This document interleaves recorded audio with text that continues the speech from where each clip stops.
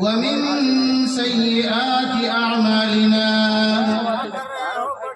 من يهده الله فلا مضل له ومن يضلله فلا هادي له ونشهد أن لا إله إلا الله وحده لا شريك له ونشهد أن محمدا عبده ورسوله أما بعد فقد قال الله تبارك وتعالى في كلامه المجيد أعوذ بالله من الشيطان الرجيم بسم الله الرحمن الرحيم قل هل يستوي الذين يعلمون والذين لا يعلمون وقال تعالى اقرأ باسم ربك الذي خلق وقال النبي صلى الله عليه وسلم المؤمن القوي خير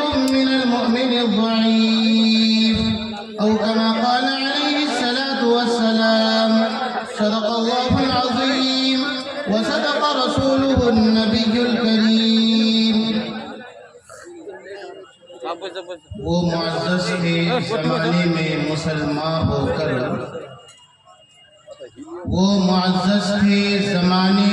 مسلمان ہو کر اور ہم خار ہوئے تاریخ قرآن ہو کر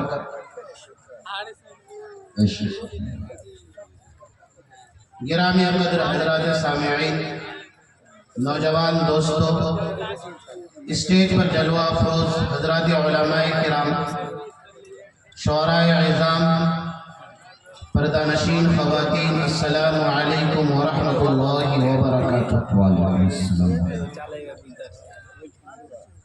میرے اور آپ کے لیے بڑی سعادت مندی اور بڑی مسرت کی بات ہے، خوشی کی بات ہے کہ اللہ تبارک و تعالیٰ نے مجھے اور آپ کو دین کی بات سننے کے لیے، قرآن کی بات سنانے کے لیے، علماء کرام وارثین انبیاء کو اور ان کی زیارت کرنے کے لیے اللہ نے آپ کو اور مجھے یہاں پر بیٹھنے کی، سننے کی توفیق دی۔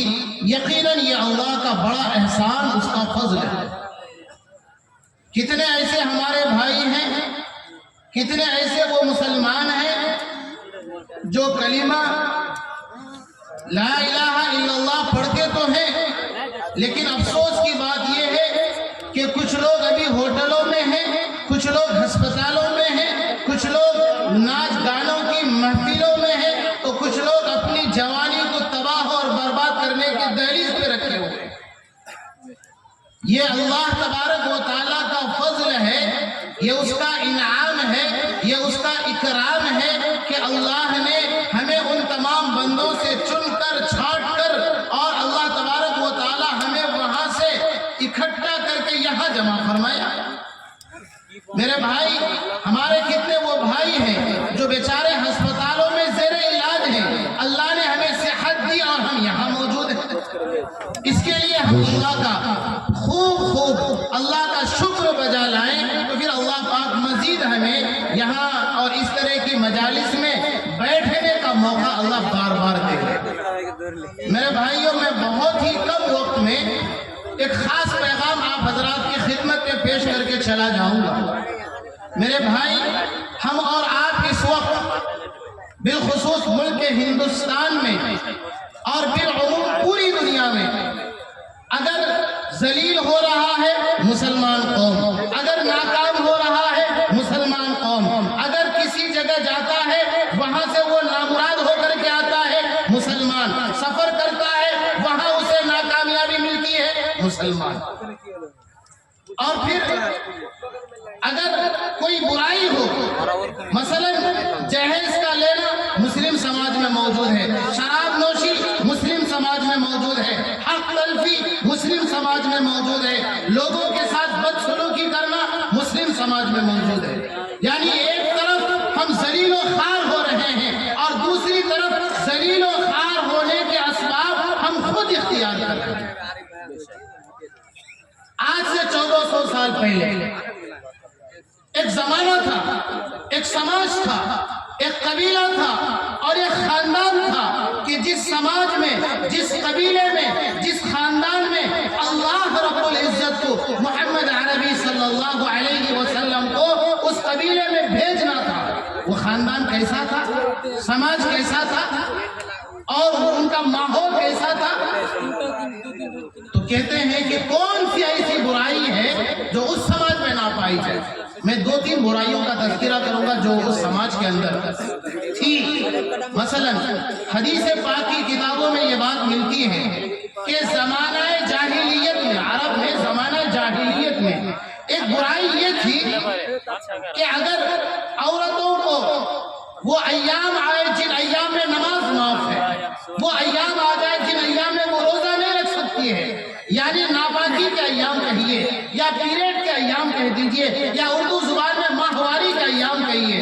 زمانہ اتنا جاہل ہو چکا تھا، زمانے کے لوگ اتنے جاہل ہو چکے تھے کہ وہ لوگ ان دنوں میں اپنی عورتوں کو اپنے گھر سے نکال کر، سماج سے نکال کر کسی پہاڑوں میں، پتھروں میں اور بیابان جنگلوں میں انہیں باندھ کر آیا کرتے تھے۔ یہ وہ سماج تھا۔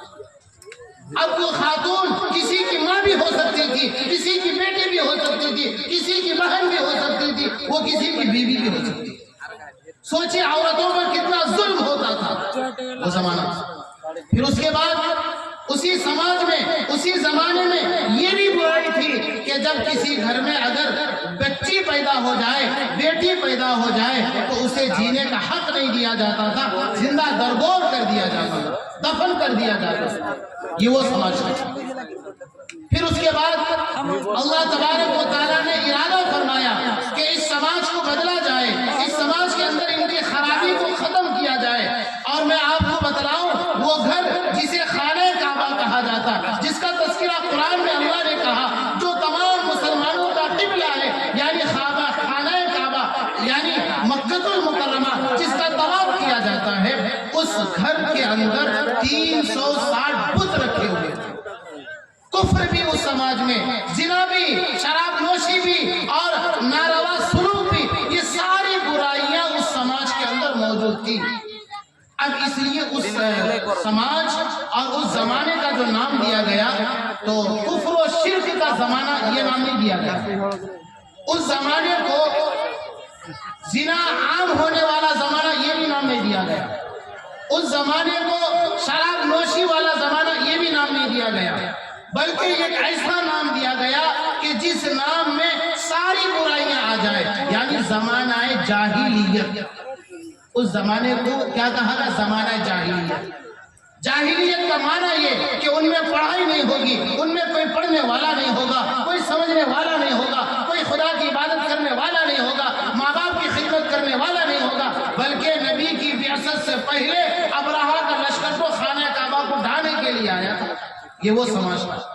اب آئیے قرآن پاک کی سب سے پہلی وحی اللہ فرماتے ہیں اقرأ بسم ربک الذی خلق۔ اس باریکی کو سمجھیے گا۔ آج ہم مسلمان پریشان ہیں، آج ہر جگہ ہم پریشان ہیں۔ آخر غلطی کہاں ہو رہی ہے ہم سے؟ کہاں پر ہم سے چوک ہو رہی ہے؟ کہاں پر ہم پیچھے ہو جا رہے ہیں؟ اس وجہ کو جانیے۔ اب اللہ تبارک و تعالی حضرت عیسیٰ علیہ السلام کے بعد تقریباً 550-600 سال کا عرصہ ہوا۔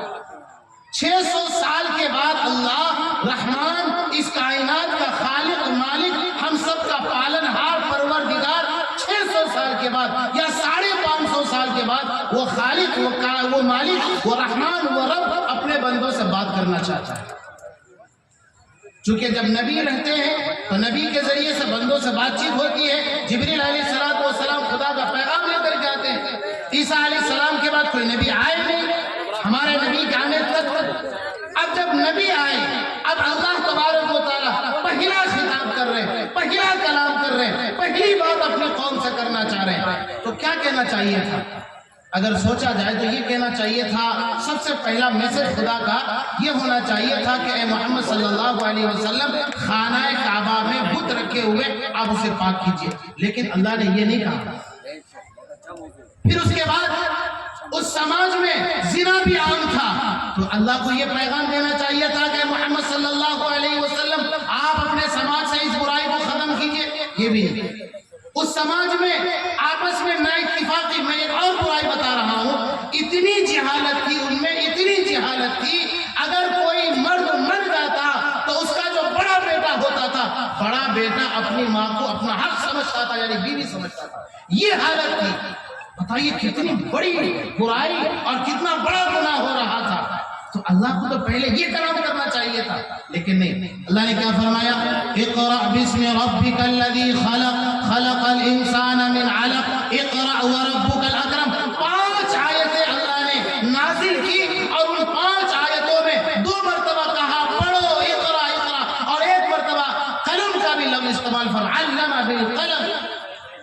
اس کا مطلب یہ ہے کہ اگر کسی سماج میں برائی ہو، کسی سماج میں چوری ہو، کسی سماج میں ڈکیتی ہو، کسی سماج میں زنا ہو، کسی سماج میں شراب نوشی عام ہو، آپس میں نا اتفاقی بڑھ جائے، ساری برائیاں آ جائے، کفر آ جائے، شرک آ جائے، نا اتفاقی آ جائے، آپس میں توڑ آ جائے، تمام برائیوں کا علاج اللہ نے پہلا خطاب اپنے بندوں سے نبی کے واسطے سے کیا تو کہا اقرا، پڑھائی اپنے ماحول میں شروع۔ میرے بھائیوں، آج ہمارے سماج کو ایک ڈاکٹر کی بھی ضرورت ہے، ماسٹر کی بھی ضرورت ہے، انجینئر کی بھی ضرورت ہے، مفتی کی بھی ضرورت ہے، امام کی بھی ضرورت ہے، قاضی کی بھی ضرورت ہے، محدث کی بھی ضرورت ہے، بہترین وکیل کی بھی ضرورت ہے، اور بہترین ایجوکیٹڈ لوگوں کی ہمیں ضرورت ہے۔ اس لیے اللہ تبارک و تعالیٰ نے سب سے پہلا پیغام 600 سال کے بعد اپنے بندوں سے دے رہا ہے، تو وہ کہہ رہا اقرأ بسم ربک الذی خلق۔ اے پیغمبر، آپ اپنے قوم میں یہ بات عام کر دیجئے، آپ اپنے قوم میں اس پیغام کو پھیلائیے کہ بسم ربک الذی خلق، اس رب کے نام سے پڑھنا شروع کیجئے، اس رب کے نام سے آپ پڑھانا شروع کیجئے جس رب نے تم سب کو پیدا کیا۔ پھر اس کے بعد کیا ہوا؟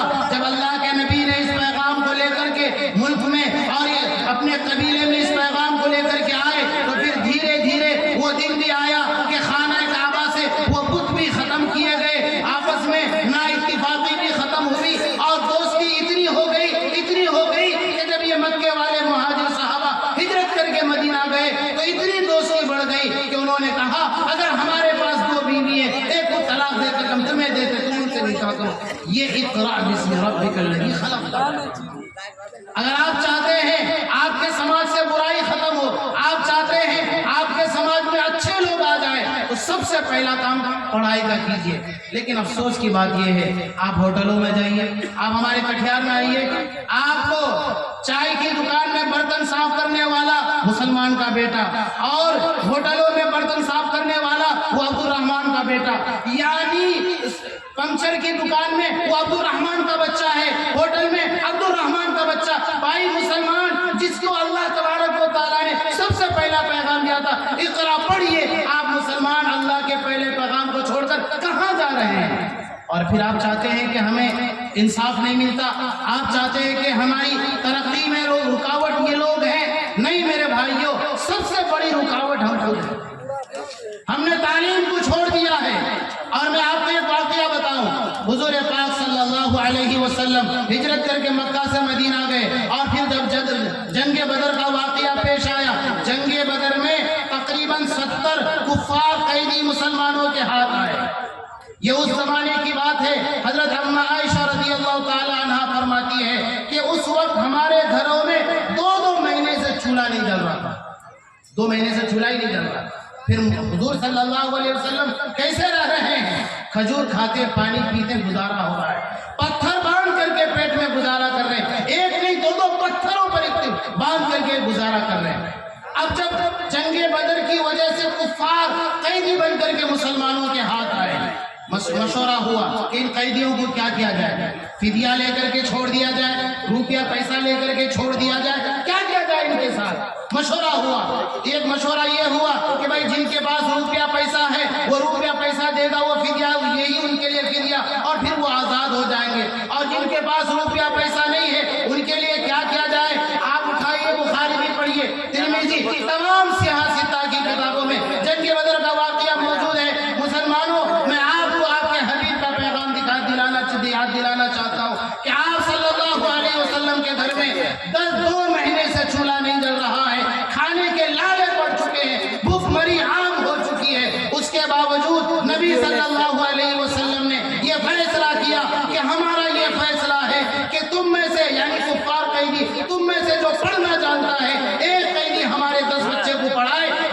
چھٹی کر دیں گے, انہیں آزاد کر دیں گے. بھائیوں یہ پیغام لکھ کر کے لے نبی کے گھر میں 2 مہینے سے چولہا نہیں جلا. چاہتے تو نبی کہتے کہ 2 درہم دو, چاہتے تو نبی یہ کہتے 10 درہم دو, تمہیں آزادی ملے گی. نہیں, نبی نے اپنے گھر کو اور اپنے گھرانے والے کو بھوکا رکھا, صحابہ کرام کو بھوکا رکھا, لیکن تعلیم سے محروم نہیں کیا.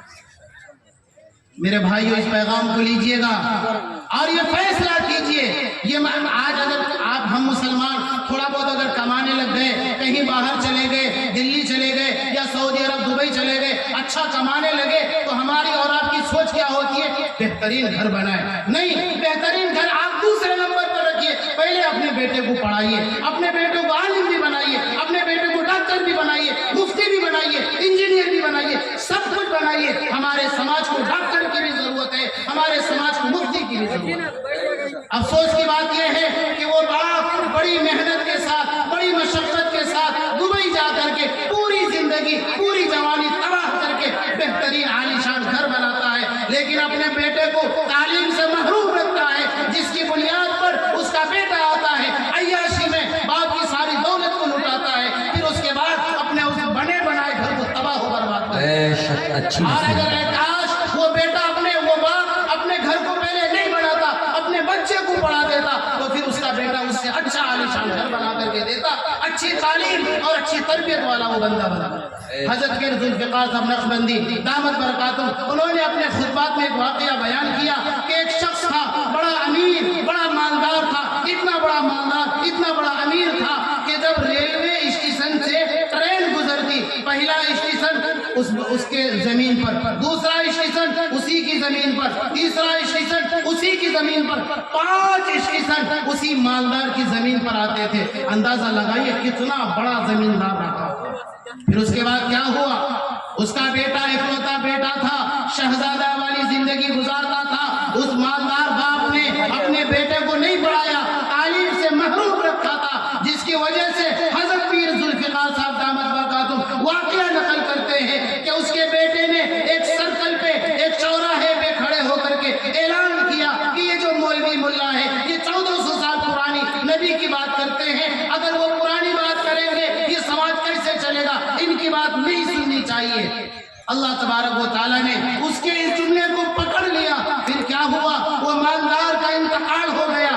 اب وہ باپ, وہ بیٹا اکلوتا بیٹا تھا, باپ کی ساری جائیداد فری میں ملی تھی, مفت میں ملی تھی. وہ کہتے ہیں کہ مال مفت دلے میرا. پھر کیا ہوا؟ اسے ساتھی برے مل گئے. دوستوں نے کہا کہ یار تیرے باپ نے کروڑوں کی جائیداد چھوڑی ہے, اربوں کی جائیداد چھوڑی ہے, یہاں رہ کر کے کیا کرتا؟ چلتے ہیں یورپ اور چلتے ہیں امریکہ, وہاں جا کر کے عیاشی کریں گے, وہاں جا کر کے شراب نوشی کریں گے, وہاں جا کر کے زنا کریں گے. حدیث پاک میں آتا ہے الزنا یورث الفخر, کہ جو زنا میں ملوث ہوتا ہے اللہ تبارک و تعالیٰ فخر اس کی زندگی میں ڈال دیتے ہیں. پھر کیا ہوا؟ وہ یورپ گیا, وہاں عیاشی کرنے لگا اور وہاں گوری چمڑیوں کے پیچھے پڑنے لگا.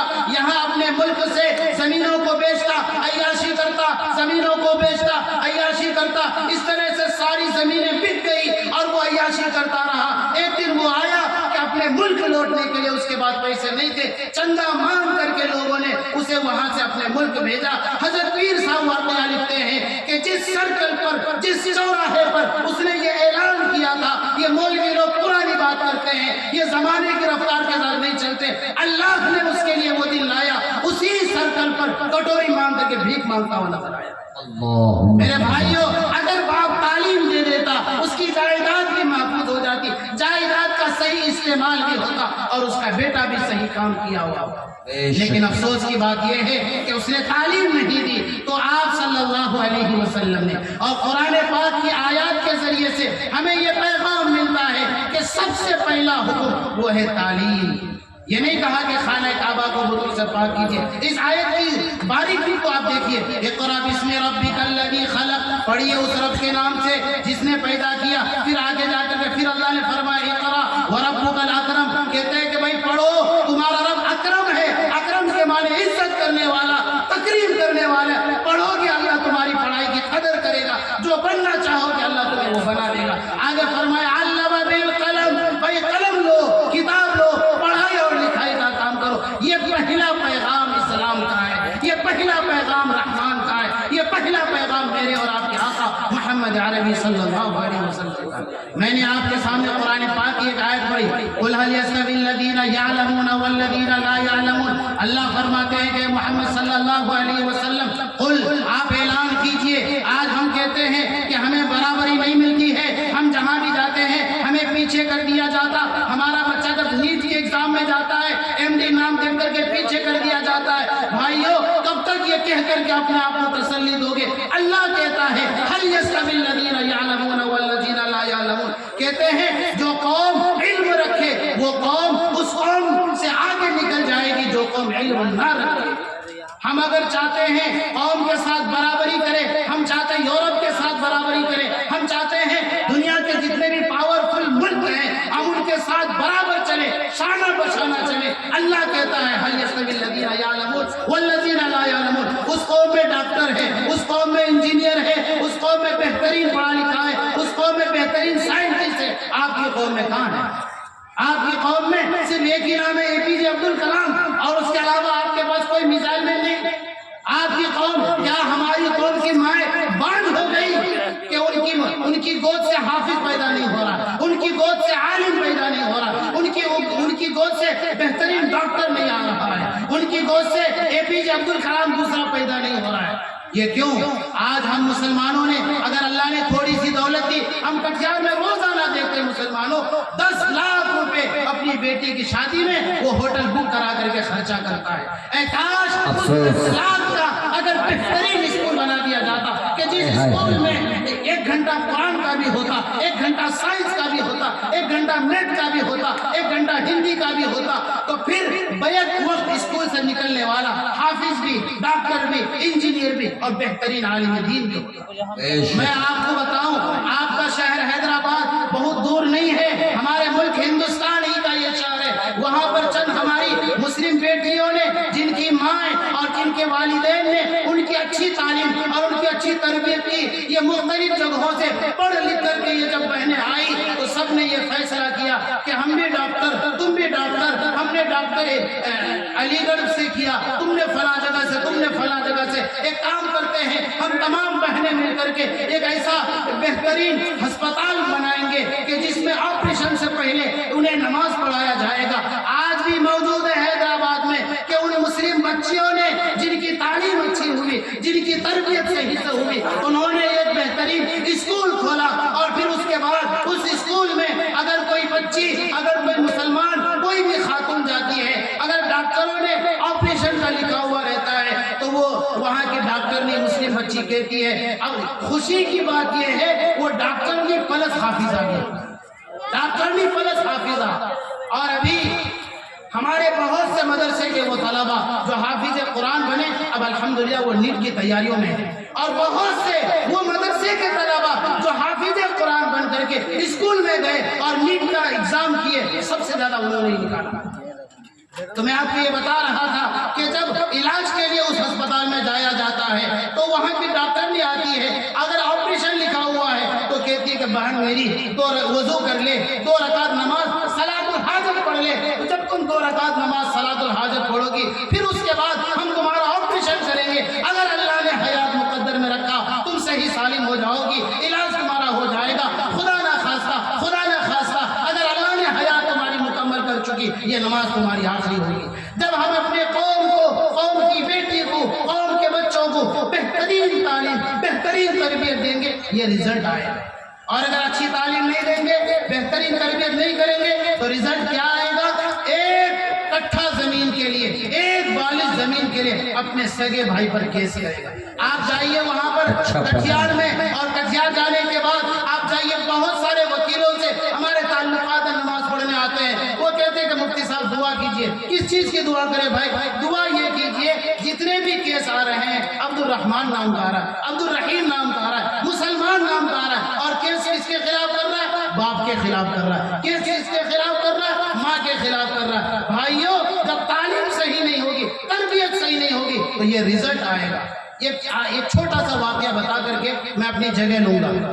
حضرت اگر میرا ٹائم ہوگا تو اطلاع کر دیجیے۔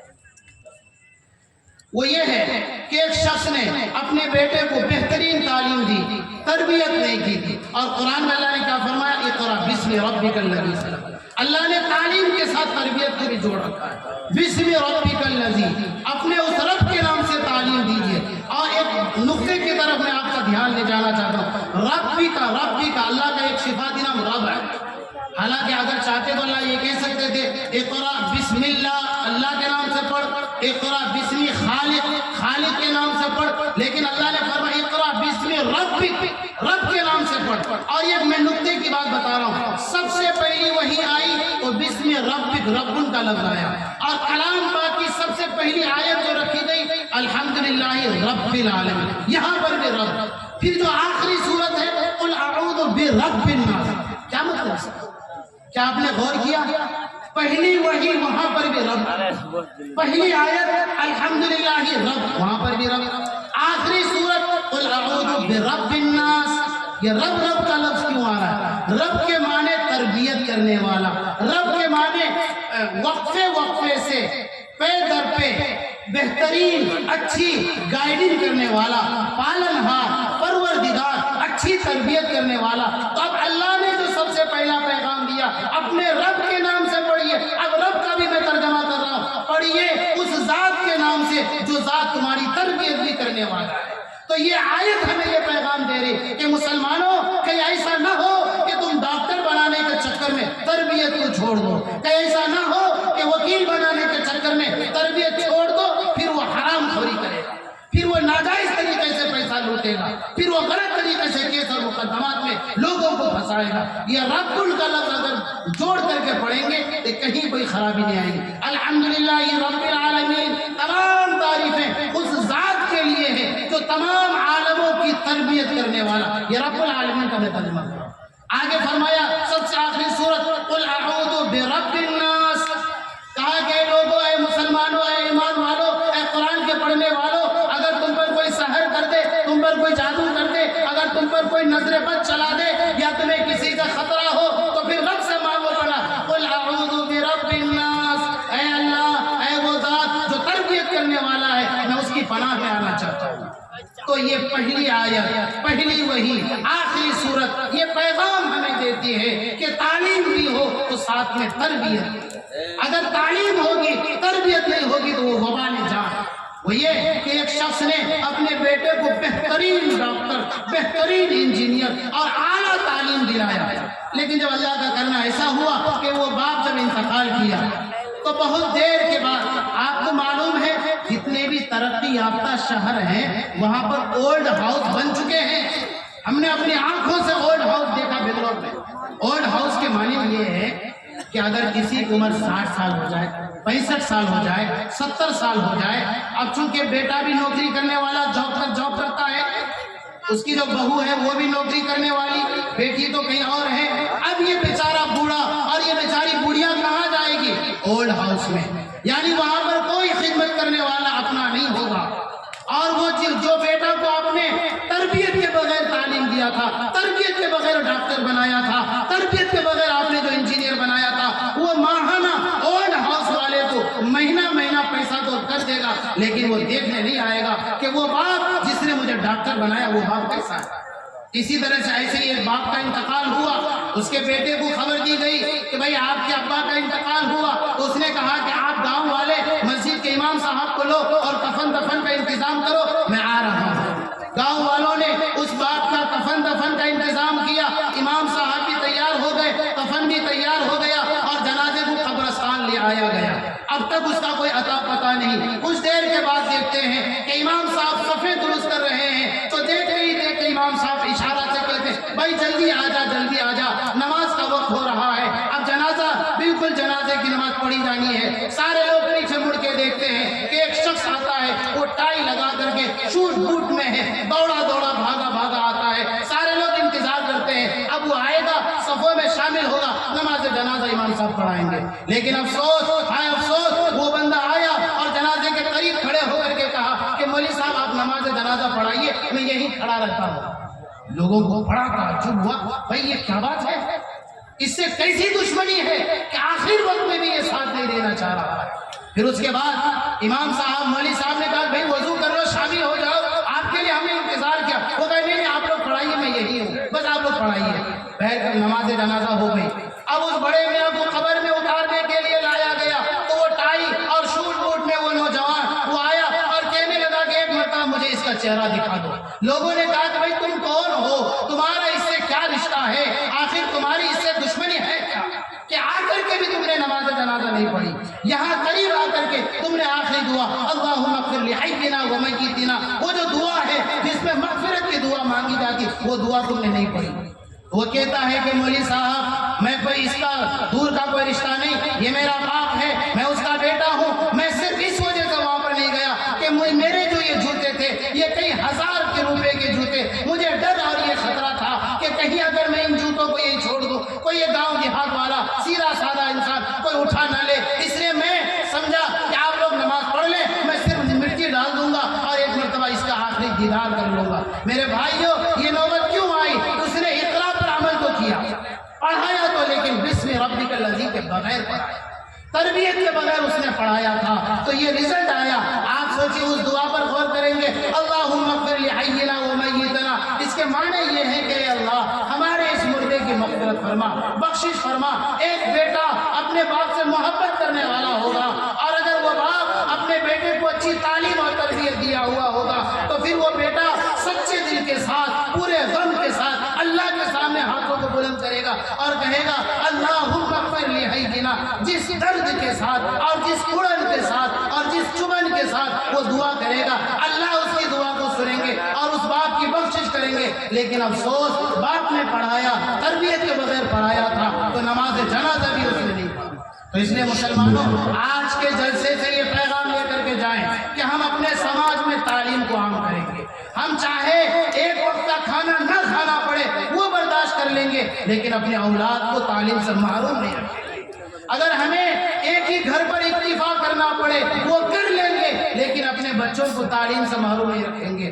اگر ہمیں کرائے کے گھر میں رہنا پڑے ہم وہ بھی کر لیں گے، لیکن اپنے بچے کو تعلیم سے محروم نہیں کریں گے۔ تو آج آپ میرے سامنے یہ وعدہ اور پکا ارادہ کریں کہ انشاءاللہ ہم میں سے ہر کوئی اپنے بچوں کو پڑھائیں گے انشاءاللہ، بھی بنائیں گے، ڈاکٹر بھی بنائیں گے، انجینئر بھی بنائیں گے، یعنی ہمارے سماج میں ڈاکٹر بھی ہوگا، انجینئر بھی ہوگا، عالم بھی ہوگا، مفتی بھی ہوگا۔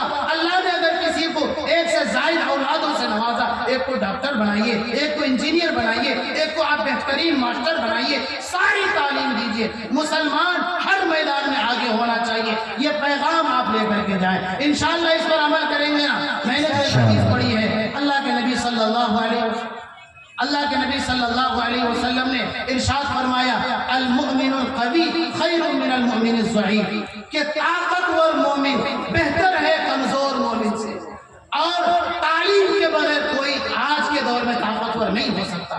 آپ امریکہ میں دیکھیے پوری دنیا میں یہ انسانی آبادی میں یہودی سب سے کم ہے، لیکن امریکہ کے بہترین اعلیٰ عہدوں میں 65% یہودی ہیں۔ آپ غور کیجئے گا پوری دنیا میں یہودی انسانی دنیا میں سب سے کم پرسنٹیج میں ہے، لیکن امریکہ میں حکومتی عہدوں پر 65% یہودی ہیں۔ آخر کیا ہے ان کے پاس؟ وہ ہے تعلیم۔ میڈیا ان کے ہاتھ میں، بینک ان کے ہاتھ میں، معیشت ان کے ہاتھ میں، تجارت ان کے ہاتھ میں، یہ سارا سب کچھ ان کے ہاتھ میں کیوں ہے؟ انہوں نے تعلیم دیا۔ یہ پیغام لے کے جائے گا انشاءاللہ۔ آج سے ہم یہ ارادہ کرتے ہیں اپنے سماج میں تعلیم کو عام کریں گے، مدرسے کو بھی چلائیں گے، اسکول کو بھی چلائیں گے، مدرسے کو بھی بچہ دیں گے، اسکول کو بھی بچہ دیں گے۔ اللہ پاک آپ کو اور مجھے یہاں آنے اور کہنے سننے سے زیادہ عمل کرنے کی توفیق عطا فرمائے، آمین۔ وآخر دعوانا الحمدللہ رب العالمین۔ ماشاءاللہ بہت خوب، اللہ اکبر، بارک اللہ فی عمرک۔ یہ تھے حضرت مولانا مرغوب الرحمن صاحب القاسمی، امام و خطیب جامع مسجد منگل بازار کٹیہار۔ یقیناً حضرت مفتی صاحب نے برملا جو ہمارے اور آپ کے سامنے ایک نایاب ٹاپک لا کر کے کھڑا کیا، جس سے احساس ہوا کہ ہمارے معاشرے کے اندر پڑھائی کی کتنی کمی ہے۔ آج میرے دوستو ہم پڑھائی کے اعتبار سے دن بدن گھٹتے جا رہے ہیں۔ یہ پیغام مجھ کو ملا خیر الانام سے، یہ پیغام مجھ کو ملا خیر الانام سے، فاقہ اچھا ہے رزق حرام سے